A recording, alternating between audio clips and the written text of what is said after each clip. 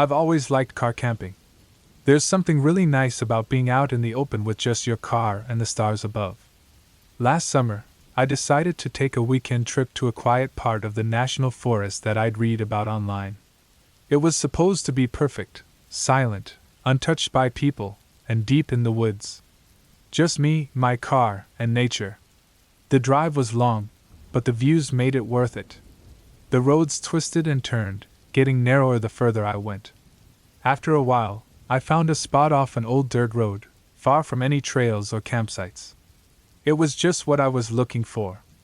I quickly set up my camp, a small fire pit, my sleeping bag in the back of the car, and a folding chair by the fire. As the sun went down behind the trees, I felt a wave of calm come over me. This was exactly what I needed. The first night was quiet. The sounds of the forest were comforting, and the night air was cool. I slept well, waking up only once to the sound of a distant owl. I had no worries, no concerns, just the endless trees around me and the clear night sky. The next day, I spent time exploring the area. I hiked a little, gathered some firewood, and just enjoyed the quiet. It was so silent that at times, I could hear my own heartbeat. I noticed a few odd things: animal tracks that didn't look familiar, and what seemed like an old, abandoned campsite a few hundred yards from where I was parked. It was strange because it seemed like no one had been there for years, yet the site had fresh garbage, empty cans, a torn sleeping bag, even an old cooler with the lid left open. I tried not to think too much about it. After all, people leave stuff behind all the time. But something felt wrong. That evening, as the sun was setting, I noticed how the forest around me seemed to get darker quicker than the night before. The wind picked up, rustling the leaves and making the trees creak. I told myself it was just the isolation getting to me. Around midnight, I was lying in the back of my car, ready to fall asleep when I heard it, a faint rustling sound, like something was moving just outside my car. I ignored it at first, thinking it was just the wind or a small animal. But the sound got louder, more deliberate, like footsteps crunching on the dry leaves. I sat up, my heart pounding. I looked out the windows but saw nothing. The footsteps stopped. I told myself to relax, that it was probably just a deer passing by. But then, I heard a scraping sound on the side of my car, followed by a low, deep noise, almost like a growl. Every muscle in my body tensed up. I stayed as still as I could, barely breathing, waiting for whatever it was to go away. Minutes passed, but they felt like hours. I kept listening, straining to hear anything else. But the forest had gone completely silent, and that silence was even more disturbing. I didn't want to move, didn't want to let whatever was out there know that I was inside the car. Finally, the sound of footsteps started again, moving away from my car. I waited for what felt like an eternity before I dared to peek out the window again. The night was dark, and I couldn't see much beyond the trees. But I knew something had been there, something that wasn't just an animal passing by. The rest of the night, I didn't sleep. I just sat there, wide awake, every small sound making my heart race. As soon as the first light of dawn broke through the trees, I packed up my stuff as quickly as I could and got out of there. I don't know what was out there that night, but I've never gone car camping alone since. Even now, when I think about it, I get this uneasy feeling, like I wasn't as alone in those woods as I thought I was. Something, or someone, was out there, watching me.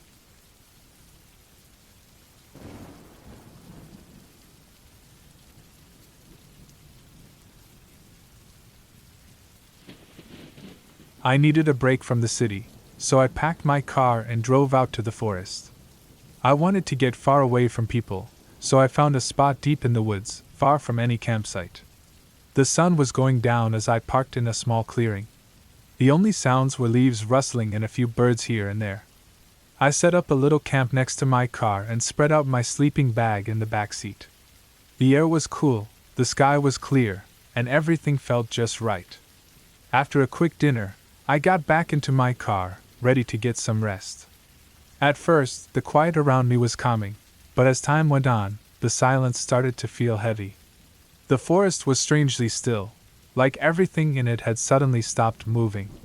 I tried to shake off the weird feeling, thinking it was just my mind playing tricks on me. I wasn't used to being alone like this.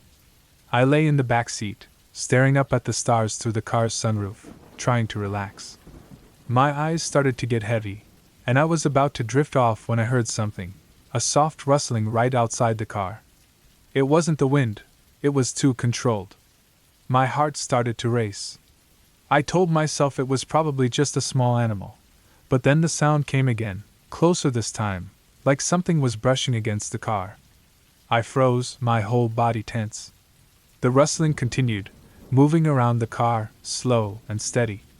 Whatever it was circling me.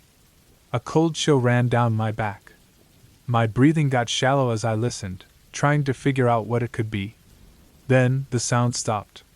The silence that followed was even worse. I wanted to look outside, to check the windows, but I was too scared to move. Time seemed to stretch on forever, and nothing happened. Just when I thought it was over, there was a loud thump on the car's roof. I nearly jumped out of my skin. Something was up there, moving slowly across the roof, making the car creak under its weight. My mind was racing, thinking of all the things it could be, each one more terrifying than the last. I didn't have anything to defend myself with if something tried to get inside. The weight shifted, moving from the roof to the hood of the car. I could feel the car dip slightly under the pressure.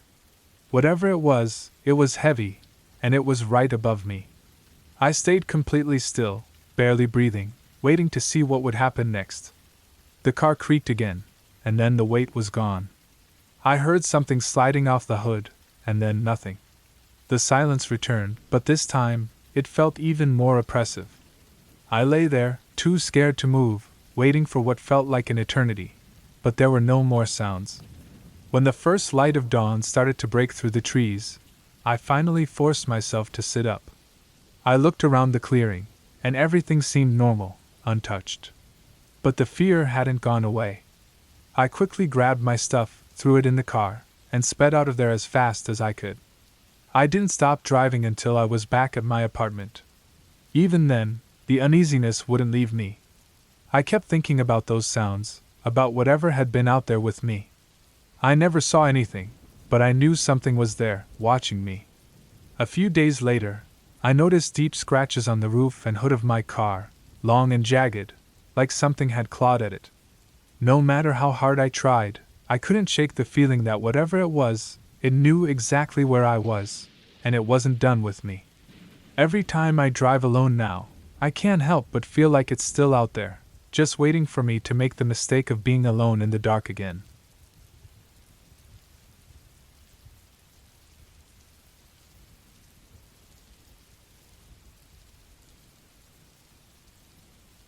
I was deep in the woods, far from any town, getting ready for a night of car camping. Being out there, away from the city's constant noise, felt like a good escape. The weather was perfect, and I'd parked my car in a small open spot surrounded by tall trees. There wasn't another campsite for miles, but that's what I wanted, just me and nature. After setting up my car for the night, I made a simple meal on a small stove, enjoying the quiet, only broken by the occasional rustle of leaves. As the sun went down, I crawled into the back of my car, closed the door, and got into my sleeping bag. The silence was thick, almost comforting. Hours passed, and I drifted off into a light sleep. But in the middle of the night, I woke up suddenly. My eyes flew open, and I felt a strange feeling in my gut, like something wasn't right. I stayed still, listening. The woods were quiet, too quiet.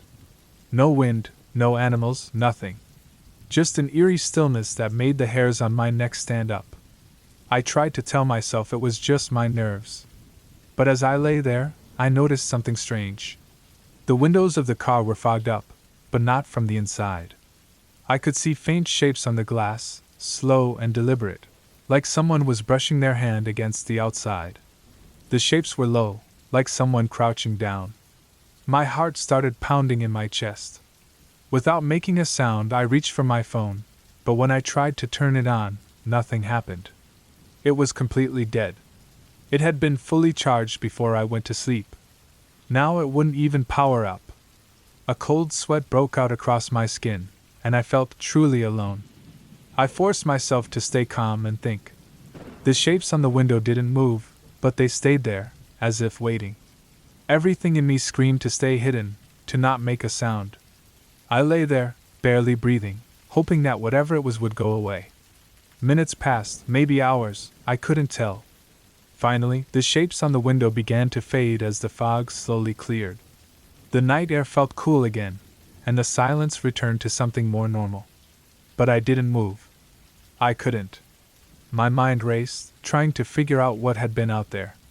When the first light of dawn started coming through the trees, I slowly lifted my head.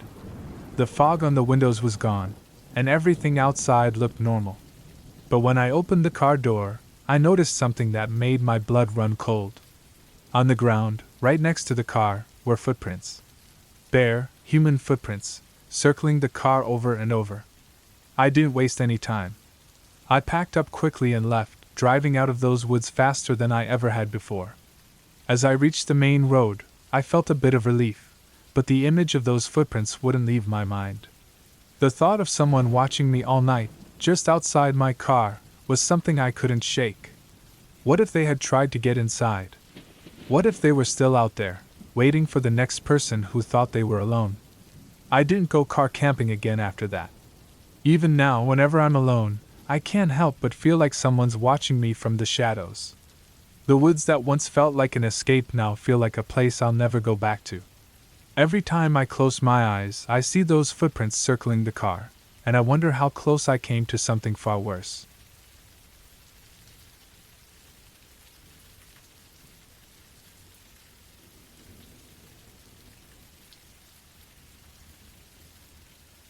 Last summer, I went car camping with my friend Jake. We found a secluded spot deep in the woods, far from anyone else. It was a quiet, hidden place, just what we wanted, no one around, just nature. We set up camp next to a small lake with water so calm it looked like glass. The trees around us were dense, their branches stretching out like they were reaching for the sky. As the sun went down, the air turned chilly. We started a fire, which was our only light in the darkening woods. The flames flickered and crackled softly as we relaxed in our camping chairs. It was peaceful, with only the sounds of the forest and the occasional splash from the lake breaking the silence. When it got late, we decided to sleep in the car. It felt safer than sleeping outside. We locked the doors, reclined the seats, and tried to get comfortable. The silence was deep, only broken by the distant noises of the forest. I woke up suddenly in the middle of the night, my heart racing. At first, I wasn't sure why, but something didn't feel right. I looked at Jake. He was still asleep, breathing slowly. I turned toward the window. It was pitch black outside, and the fire had long since burned out. I couldn't see anything, but I felt like something was out there, watching us. I sat up, trying to shake off the feeling, but it only grew stronger. I stared out the window, straining to see, but all I could make out was darkness. I began to think maybe it was just my mind playing tricks on me, the result of too much quiet and too little sleep. Just as I was about to lie back down, I heard a sound, a soft rustling, like leaves moving. My heart skipped a beat. I stayed still, listening intently. The sound grew louder and closer. It wasn't just an animal. It felt deliberate, like someone or something was moving slowly toward the car. I held my breath, afraid to move. The rustling stopped, replaced by a faint but unmistakable sound, the gentle tapping on the car window. It was barely audible, but in the dead of night, it was clear. My blood ran cold. I didn't want to look, didn't want to see what was outside. But I couldn't stop myself. Slowly, I turned to glance out the window. There was nothing. Just my own reflection staring back at me, eyes wide with fear. I sat there, frozen, for what felt like hours. The tapping had stopped, but the fear remained, pressing down on me like a heavy weight. I couldn't sleep the rest of the night, my eyes darting from window to window, expecting something to appear at any moment. When dawn finally arrived, I felt a slight relief. The fear didn't completely go away, though. Jake woke up, stretching and yawning, unaware of what had happened. I didn't tell him, didn't want to sound crazy. We packed up and left the campsite, the trees and lake shrinking in the rearview mirror. Even as we drove away, I couldn't shake the feeling of being watched. It stayed with me long after we got home, a constant presence in my mind. I couldn't forget that night, the tapping on the window, and the sense that something was just beyond my sight, waiting.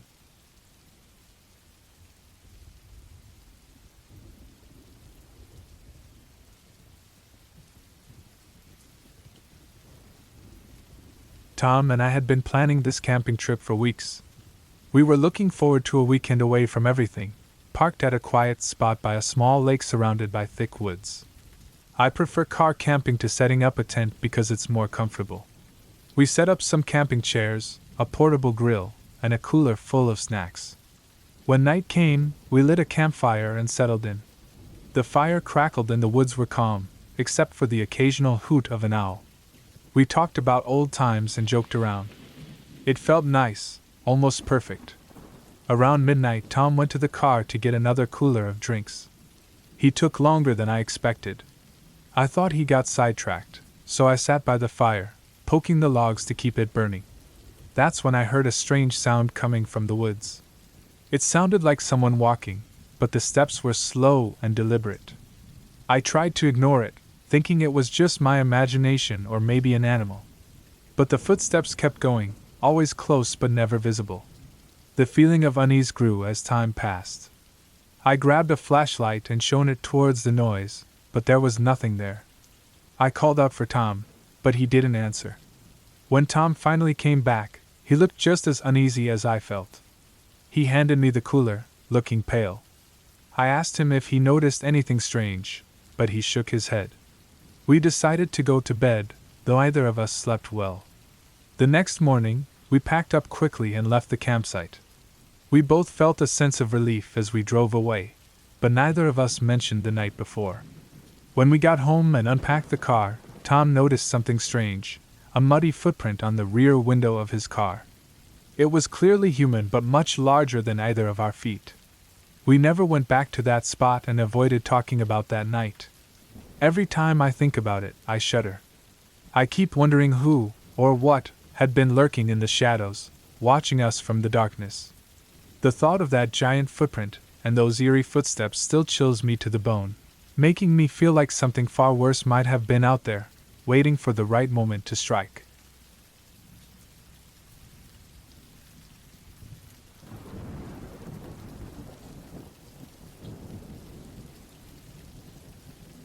We had planned this car camping trip for months. It was supposed to be a relaxing escape, just my wife and me. We got to the campsite in the late afternoon, set up our car, and unpacked our things. The forest around us was calm, with only the sounds of birds chirping and leaves rustling in the breeze. As night came, it got colder. We built a fire, cooked dinner, and got comfortable for the night. With the fire crackling, we chatted about everything and nothing, enjoying the quiet. When we finally went to bed, I fell asleep quickly, but my wife had trouble settling down. She said she heard noises outside the car, footsteps, she thought. I brushed it off as the wind or maybe a stray animal. I didn't think much of it, and told her we were safe. Around midnight, I woke up to the sound of something scratching at the car windows. My heart started pounding as I listened, trying to figure out what it was. The scratching moved from one window to another, always just out of sight. My wife was awake now, clutching my arm. I quietly grabbed a flashlight and turned it on, shining it through the window. All I saw was the dark forest outside. I couldn't see anything strange, so I decided to check outside to calm our nerves. I carefully opened the car door and stepped out, my flashlight cutting through the darkness. The forest was eerily quiet now, and I didn't see anyone or anything unusual. I walked around the car, shining the light in every direction but found nothing. I felt a cold shiver run down my spine. It felt like something was watching us. I went back inside and locked the doors. I tried to convince myself it was just our imagination, but I couldn't shake the feeling that we weren't alone. I kept the flashlight close and decided to stay awake, keeping watch. Around 3 a.m., I saw a figure in the distance. It was too far to see clearly, but it was definitely a person. The figure slowly moved closer to our camp. I woke my wife and told her to stay quiet while I called the local ranger station. The figure was now just outside our campsite, moving deliberately. I heard faint sounds like whispering, but they were too far to make out. I kept the flashlight off to avoid attracting attention. A few minutes later, a pair of headlights cut through the dark. The figure quickly retreated into the forest, vanishing from view. I breathed a sigh of relief as the ranger's vehicle pulled up. They searched the area but found no one. They told us to stay alert and keep everything locked. We decided to pack up and leave early. As we drove away, the fear stayed with us. When we got home, the sense of dread didn't go away. The forest, which once seemed so peaceful, had turned into a place of terror. The worst part was that we never found out who or what was out there. The thought of someone, or something, lurking just outside our camp, waiting, made my skin crawl. We learned the hard way that danger can be hiding in the most unexpected places, and sometimes, you never really escape it.